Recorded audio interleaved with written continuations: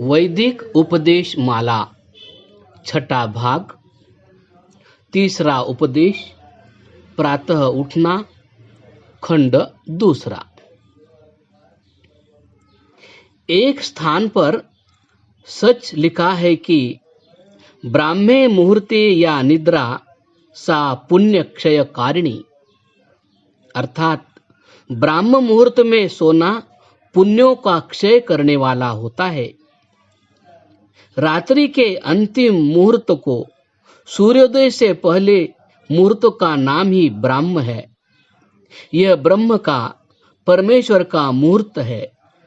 यह ऐसा मुहूर्त है जबकि हम ब्रह्म के नजदीक होते हैं। इस समय सब लोगों के सोकर उठने के कारण बहुत देर तक का समय मनुष्य को वासनाओं से अनाकुलित करता है। मन की निरुद्धावस्था रह चुकी होने के कारण आत्मा अपने स्वरूप में स्थित होती है। सारी प्रकृति शांत होती है, इसलिए यह समय ब्राह्म मुहूर्त कहलाता है। रोज आने वाले 24 घंटों में से यही एक समय ब्रह्म से मिलने का स्मरण कराने वाला आता है। यदि हम इसे ही रोज गंवाते जाएं तो हमारा पुण्य क्यों नाश न हो। हम पुण्य को खर्च करते जाते हैं, नया पुण्य नहीं कमाते, इसलिए पुण्य का नाश होता जाता है। पुण्य ही नहीं, हमारा सब कुछ नाश होता है। अंग्रेजों की भाषा में एक कहावत है जिसका मतलब है कि जल्दी सोना और जल्दी उठना मनुष्य को स्वस्थ, धनवान और बुद्धिमान बनाता है। ऐसी कहावतें अन्य भाषाओं में भी होंगी। ऐसी कहावतें भी हमें इसी बड़े सत्य की तरफ संकेत करती है। सुबह उठने से स्वस्थ होना समझ में आता है, क्योंकि उस समय उठना प्राकृत नियमों के अनुसार है। नवजात बालक स्वयमेव प्रातः उठता है। पशु पक्षी आदि सब स्वभावतः प्रातः उठते हैं। इसके अतिरिक्त उस समय की वायु का शरीर पर विशेष प्राणप्रद असर होता है, इसलिए प्रातः जागरण स्वास्थ्यप्रद है। बुद्धिमान होना भी प्रातः काल उठने से समझ में आ सकता है, क्योंकि उस समय की शांति का प्रभाव हमारे मन पर पड़ता है। परंतु प्रातः उठने का धनवान होने से संबंध कुछ कठिन प्रतीत होता है। आप कह सकते हैं कि बुद्धि अच्छी होने से धन भी मिलेगा, परंतु असल में बात यह है कि ऐसे सभी लाभ प्रातः उठने के साथ जोड़े जा सकते हैं, और यह सब ठीक भी है। यदि प्रातः न उठने से तेज नष्ट होता है तो जरूर हमारी सभी उन्नति नष्ट होती है, और यदि प्रातः उठने से तेज मिलता है तो सभी प्रकार की उन्नति मिलती है। अर्थात प्रातः उठने के जो लाभ कहे जाते हैं, उन सब बातों की संगति तभी लग सकती है जबकि वेदोक्त तेजोनाश की बात मान ली जावे।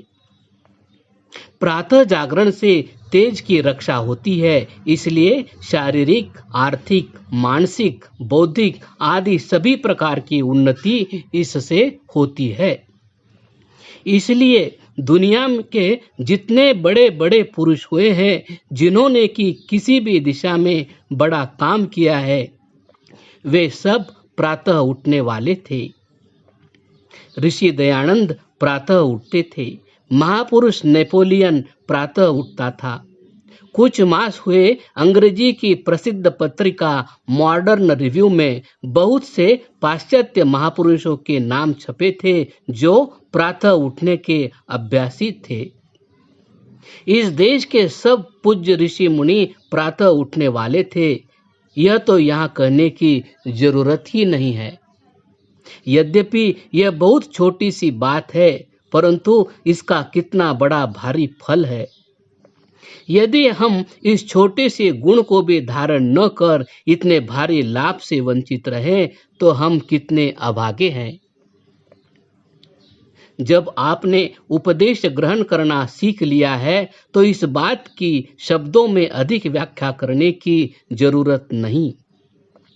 केवल यही ज्ञान काफी है कि मुझे अपने तेज की रक्षा के लिए प्रातः उठना चाहिए, और केवल यह उदाहरण काफी है कि स्वामी दयानंद भी प्रातः उठते थे।